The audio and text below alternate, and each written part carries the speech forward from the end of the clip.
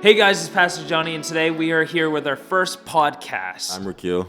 And we are talking about the tabernacle, where a few weeks ago I was talking about that God is true light, and I touched base a little bit on this. Now, before we get into this, I want to apologize to you guys where we haven't been able to post yet. And this is our first one, where we were busy for a while. Hey. We were busy because we had Easter, and we also had our head pastors from New Zealand come all the way down to visit us. So we were a little busy, but we are back, and we're going to make sure to stay consistent with this. You want to take it away talking about the layout? And today we're talking about Moses' tabernacle, and I'll be explaining the layout. So the layout is you have the outer court, the inner court, and the holies of all holies. So I'll touch base on this. So there's the outer court where all people were in there. You have the outer court where all people were allowed. You have like prostitutes. You have people that didn't know much about God. They were here. And then in the inner court where you had the priests from the tribe of Levi, the Levites, where you guys would say. Yes.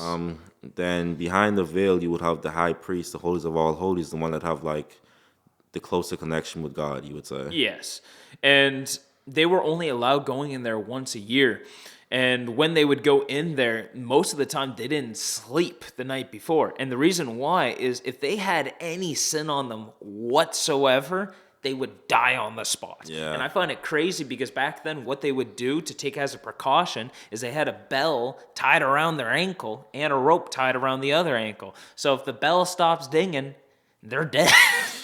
Which is, it's crazy. Yeah. Like, my first thought is, like, you just, like, see someone walk in there and, like, wow, he's going to encounter God. And it was like, where's the bell? Pulls him out dead. Like, that's crazy. Yeah, that is scary. But, like, in the Bible, there was, like, in 1 Samuel, where there was a guy, he went to support the Ark of the Covenant, and he touched it, and he died on the spot.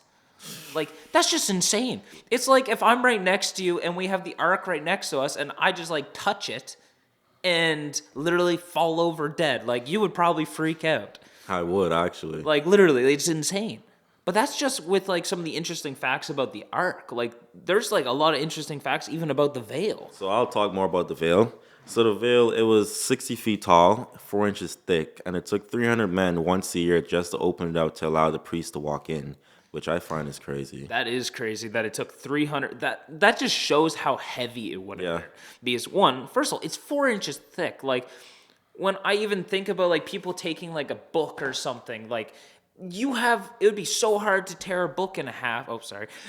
Why did I just apologize to my mic?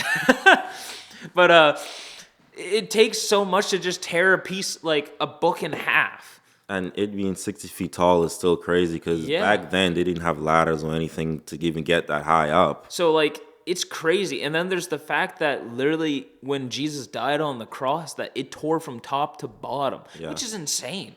Because, like, nothing other than God could have done that. Yeah. That it was 60 feet tall and it tore. Not just like you taking a knife and cutting like a cake or something in half where it's a clean cut. Yeah. Like, it tore. So it was like all ripped apart. But when that happened, it was just showing what God wanted to say is the old covenant is no more and that we are under a new covenant. Because the separation from the Holy of Holies, like with the veil, is no more. Yeah. So there's no separation.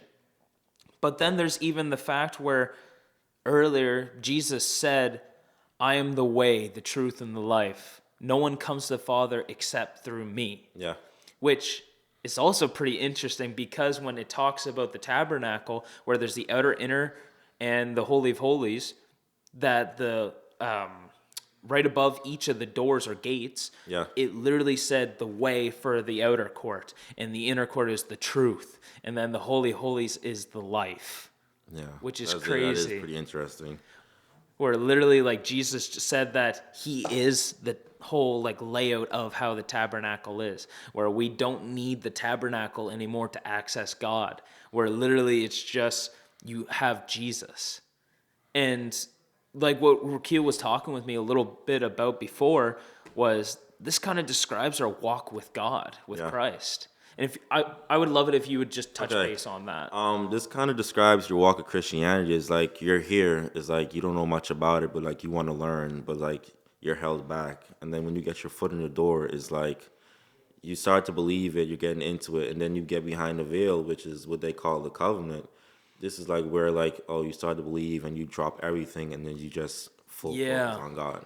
Absolutely. Where there's the like outer core where it's like you've heard of God. Yeah, He's exactly. the way. You know he's the way, but you don't have a relationship. Then there's the inner court where is the truth. You've accepted the truth of Jesus and that you're starting to live your life according to him.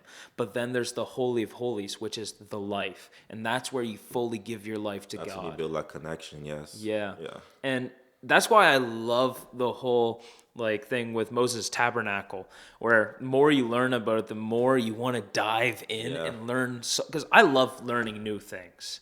But anyways, guys, that's what we were talking about today. And I hope to see you guys this Thursday at Youth, where we're going to have a lot of fun. And I hope you guys enjoyed this podcast. We're going to have a lot more in the future. Hope you guys have an awesome rest of the week. And before I end, do you have anything to say, Rickil? Not much. Just stay blessed. Stay blessed. Have an awesome rest of your week, guys. God bless.